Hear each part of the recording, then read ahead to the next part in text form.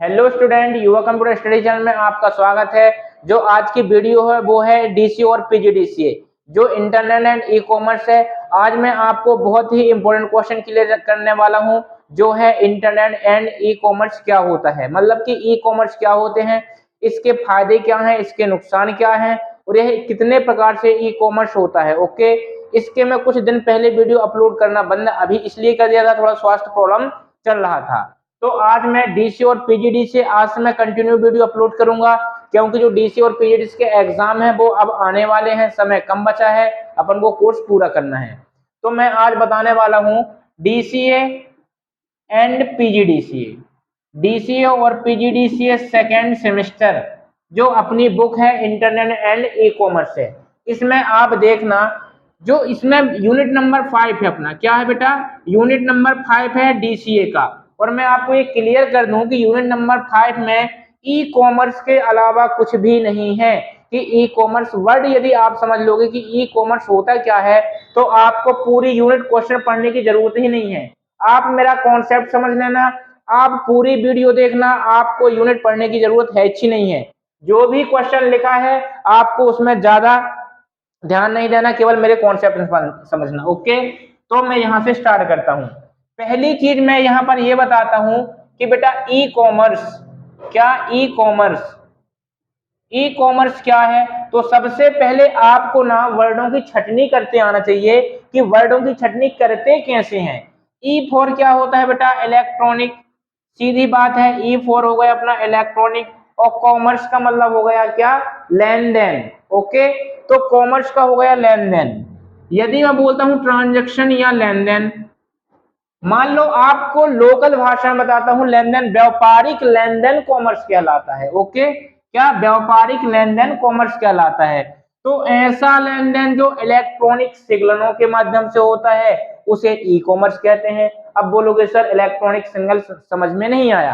कहने का मतलब ये है, आपने सभी लोग ने कभी ऑनलाइन शॉपिंग की होगी, ये फिक्स है। ऑनलाइन शॉपिंग तो आपने की ही होगी कि ऑनलाइन शॉपिंग कहलाता क्या है। तो ऑनलाइन शॉपिंग कहलाती क्या है कि हम क्या करते हैं, आप अपने पीसी मतलब पर्सनल कंप्यूटर से, मोबाइल से, ऐसे बहुत सारी वेबसाइटें हैं जहां पर हम ऑनलाइन क्या कर सकते हैं, शॉपिंग कर सकते हैं। जैसे मैं बोलता हूं बेटा फ्लिपकार्ट, क्या, फ्लिपकार्ट। तो यहाँ पर ये फ्लिपकार्ट क्या होता है बेटा, एक प्रकार का ऑनलाइन शॉपिंग वेबसाइट है। इसमें क्या होता है, आप किसी भी तरह की शॉपिंग कर सकते हो घर में बैठे। ओके, हम किसी भी प्रकार की शॉपिंग कर सकते हैं, किसमें, घर में बैठे बैठे शॉपिंग कर लेंगे। जो भी चीज हमको पसंद आएगी उसको क्या करते हैं, सेलेक्ट करते हैं और बाय नाउ में क्लिक कर देते हैं। और जैसे बाय नाउ में क्लिक करते हैं तो आपके सामने पेमेंट के ऑप्शन खुल जाते हैं बेटा, कि आप ऑनलाइन पेमेंट करना चाहते हैं या कैश ऑन डिलीवरी करना चाहते हैं। ओके, कैश एंड डिलीवरी का मतलब ये होता है कि जब आपके घर में आपके द्वारा चॉइस की हुई वस्तु घर में पहुंच जाती है तब आपको पैसे देना है। और ऑनलाइन में क्या होता है, तुरंत पेमेंट हो जाती है, यूपीआई से, फोन पे से, गूगल पे से। तो ऐसे हमको बहुत सारे ऑप्शन मिलते हैं जिसमें हम विभिन्न प्रकार की शॉपिंग करके किसी वस्तु का ऑनलाइन पेमेंट कर सकते हैं। तो आपको बात समझ में आई कि ई कॉमर्स क्या कहलाता है। ई मतलब इलेक्ट्रॉनिक, कॉमर्स मतलब व्यापारिक लेन देन, ऐसे लेन देन जो हम घर बैठे एक इलेक्ट्रॉनिक डिवाइस के द्वारा कर सकते हैं। अब बोलोगे सर इलेक्ट्रॉनिक डिवाइस मतलब, इलेक्ट्रॉनिक डिवाइस मतलब हो गया अपना मोबाइल हो गया, कंप्यूटर हो गया, ये सारी चीजें इलेक्ट्रॉनिक डिवाइस आती हैं। अब बोलोगे सर क्यों इलेक्ट्रॉनिक डिवाइस, बेटा इसलिए है क्योंकि जो मोबाइल होते हैं, कंप्यूटर होते हैं, वो करंट फ्लो होता है तब चलते हैं। अब करंट फ्लो मतलब जो बैटरी होती है वो भी चार्ज होती है। तो ये सारी चीजें होती हैं अपनी इलेक्ट्रॉनिक डिवाइस, ठीक है ना। तो ऐसा लेन देन जो इलेक्ट्रॉनिक डिवाइस के माध्यम से होता है उसे ई कॉमर्स कहते हैं। ओके, तो ई कॉमर्स समझ में आ गया। अब बोलूं, यदि मैं बोलता हूं बेटा कि ई कॉमर्स के फायदे भी होते हैं, नुकसान होते हैं, तो आप अपनी अब खपड़िया का यूज करना कि बेटा लाभ क्या होता है और हानि क्या होती है। अब पहली चीज मेरे को ये बताओ कि जब भी आपने ऑनलाइन शॉपिंग की, क्या की बेटा, ऑनलाइन शॉपिंग की, तो ऑनलाइन शॉपिंग करने के बाद इसके फायदे क्या है, नुकसान क्या है। पहली चीज तो फायदा ये है कि हमको मार्केटिंग जाने की जरूरत नहीं होती। पहली चीज समय की बचत होती है। क्या होती है बेटा? समय की बचत होती है ऑनलाइन शॉपिंग करने में, और दूसरी हमारी गाड़ी का ईंधन नहीं जाता। कहने का मतलब है यदि मार्केट जाऊंगा तो समय बर्बाद होगा, यदि मैं अपनी बाइक से जाऊंगा तो ईंधन बचेगा। ऐसे बहुत सारे फायदे होते हैं ऑनलाइन शॉपिंग करने की। ओके, तीसरी चीज कि हमको घर बैठे हमारे द्वारा जितनी भी वस्तुएं चुनाव होती हैं वो सभी आ जाती हैं।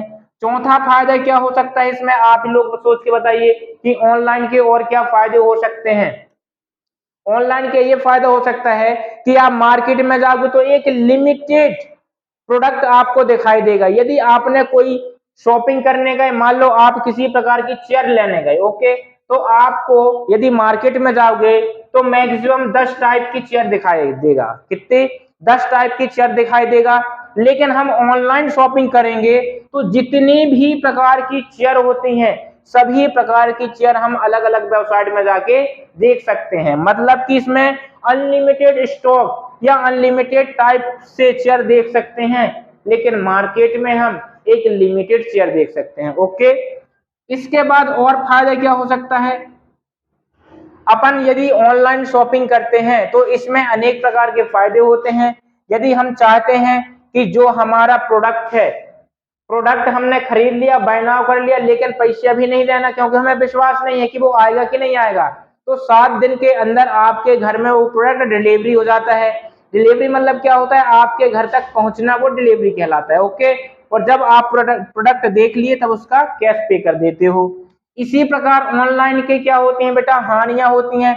तो ऑनलाइन की सबसे बड़ी हानि क्या होती है कि जो खरीदार होता है, कौन? खरीदार, और एक क्या होता है, विक्रेता, जो प्रोडक्ट को बेचता है। ये सबसे बड़ी ये हानि है बेटा, हानि है। अब हानि मतलब डिसएडवांटेज ऑफ ई कॉमर्स, ध्यान रखना, मतलब ई कॉमर्स की हानियां क्या है, खरीदार और विक्रेता एक दूसरे से कभी नहीं मिलते हैं। ये चीज का आप विशेष रूप से ध्यान रखना। अब बोलोगे सर कैसे? यदि आप कभी ऑनलाइन शॉपिंग करते हो, आपको टी शर्ट पसंद आया, तो उस टी शर्ट जो बेचता है उसके मालिक से आप बात तो करते नहीं हो। लेकिन यदि आप ऑफलाइन जाते हो तो ऑफलाइन मार्केट में दुकानदार से बात करते हो कि भाई साहब मेरा ये टी शर्ट 500 रुपए का है, आपको यहाँ पर 350 रुपए में देना होगा।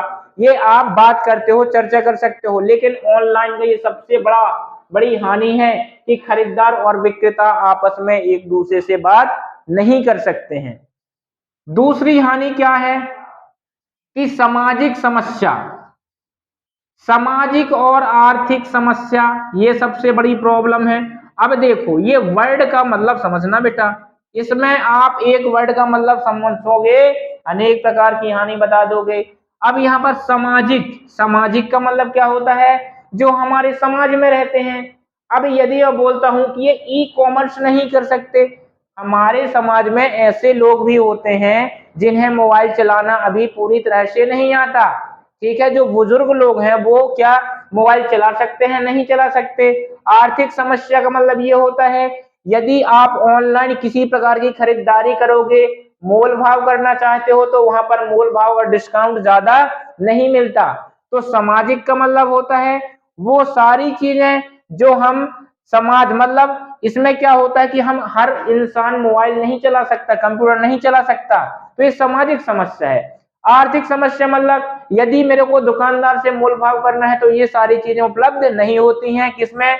ई कॉमर्स में। तो ये क्या हो गई, ये दूसरी हानि हो गई। यदि मैं तीसरी हानि की बात करता हूं तो आप बताइए क्या होगा? समन्वय। समन्वय मतलब एक दूसरे के आचार विचार संग्रहित नहीं हो सकते। यदि मैं बोलता हूं कि इसमें मेरे को शर्ट देना है, अब इस और हाई क्वालिटी का देना है, कम क्वालिटी का देना है, तो यदि आप वहां जब तक टाइप नहीं करोगे तो आएगा नहीं। और अपन को ऑफलाइन में हम अपनी इच्छा अनुसार देख सकते हैं तुरंत ही। ओके, इसके बाद वचनबद्ध, इसमें क्या होता है कि वचनबद्ध का मतलब ये होता है बेटा, वचनबद्ध, कि यदि मैंने ऑनलाइन शॉपिंग की और ऑनलाइन शॉपिंग में आपको 120 रुपए आ गया, तो आपको 120 रुपए देना होगा, किसमें? ऑनलाइन में। लेकिन ऑफलाइन में 120 रुपए का प्रोडक्ट होता है, तो मैं यहाँ पर मोल भाव कर सकता हूं और यहाँ पर ये बोल सकता हूं कि मैं 80 रुपए का ये प्रोडक्ट खरीदूंगा। तो ये होता है बेटा ई कॉमर्स। अब ये भी होता है कि ई कॉमर्स को हम कितने प्रकार से यूज कर सकते हैं। तो ध्यान देना, ई कॉमर्स को कितने प्रकार से यूज कर सकते हैं। तो टाइप ऑफ ई कॉमर्स जो इंपॉर्टेंट क्वेश्चन है आपके एग्जाम के नजरिए से बहुत ही इंपॉर्टेंट है। तो मेरी सारी वीडियो आपको घर बैठे पहुंच जाती हैं, तो आप केवल कॉन्सेप्ट समझना, एग्जाम क्वालिफाई 100% होगा। ओके, तो अब मैं बोलता हूं बेटा टाइप ऑफ ई कॉमर्स।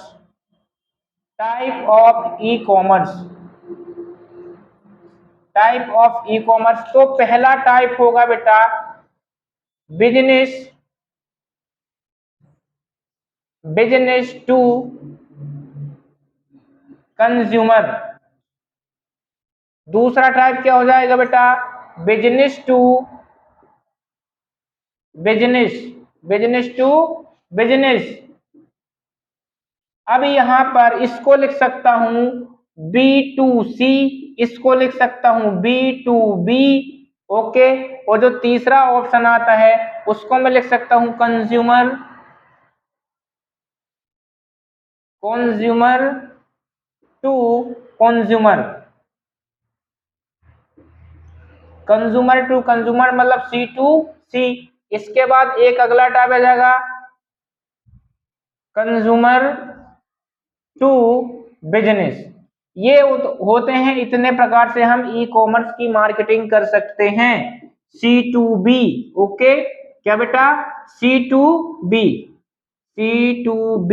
अब इसमें होता क्या है बेटा बिजनेस टू कंज्यूमर, मतलब कि व्यापारिक जो सेलर होता है। अब यहाँ पर यदि डायग्राम बनाता हूं ना, तो आप विशेष रूप से ध्यान रखना, बिजनेस मतलब जिसका यहाँ पर क्या होगी बेटा, जो जिसकी शॉप होगी वो बिजनेस, मतलब इस तरफ क्या होगा बेटा सेलर और इस तरफ क्या होगा कस्टमर होगा। क्या होगा कस्टमर।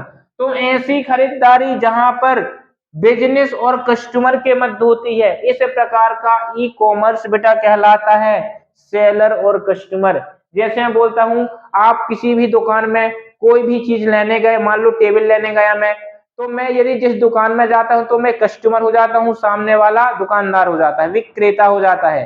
तो इसको बोलता हूं बेटा सेलर टू कंज्यूमर, मतलब बिजनेस टू कंज्यूमर।